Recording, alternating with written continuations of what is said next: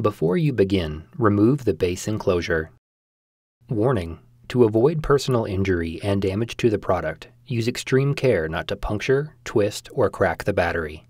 An internal puncture or rupture to the battery has the potential to cause a short, which may result in a thermal event. Removal. Remove the 4 5mm P1 Phillips head screws that secure the battery to the top cover.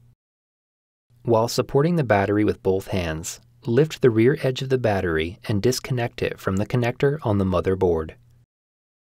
Slide the battery out of the notches in the top cover and remove. Reverse this procedure to install the battery.